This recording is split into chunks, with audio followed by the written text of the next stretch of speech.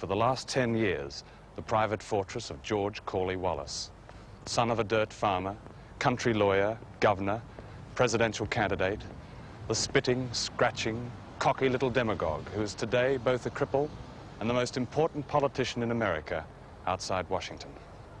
George Wallace, who once said, "Segregation now, tomorrow forever," is no longer the outsider, no longer the butt of liberal jokes.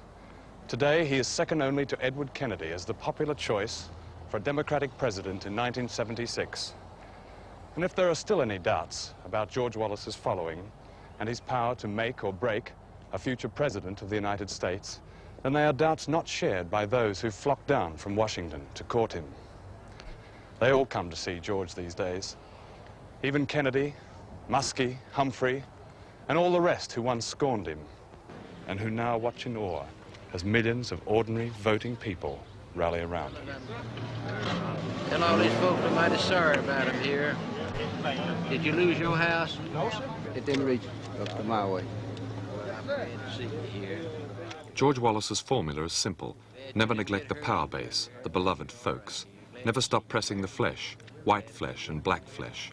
Even when there's been a tornado, there are votes to get in, white votes and black votes. 10 years ago, most black people in Alabama weren't able to get their names on the voting register, largely thanks to George Wallace. But now they can vote, and so now George needs them.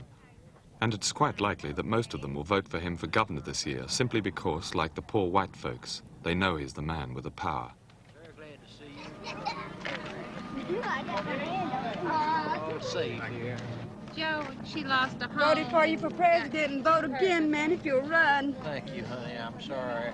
I appreciate you saying that. And you lost what, honey? Lost her home completely, everything. Don't even have my glasses, can't even read, so don't say nothing in the paper. I can't read right there. Well, honey, I'm glad you're alive. We're glad we're alive. God's help, the rest of them will live. Well, I'm sorry you lost your home, but I'm glad you're alive here. Thank you. And you keep your chin up here. Sure will. Okay, honey. Bye-bye. Tell your folks hello here. Sure will. Hello, hi, fella. Glad to see you here. I'm glad you're alive here. Very glad to see you here. Politics is really the man, I guess.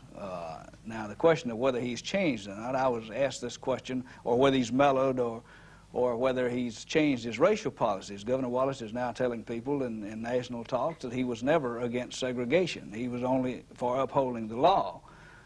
Anyone with any intelligence at all can see that this is not true. I would like to point out to all the people of this state that segregation, in my judgment, is in the best interest of all concerned. And I see nothing sinful, immoral, irreligious about a system that's based upon what we believe in our hearts to be in the best interest of all concerned.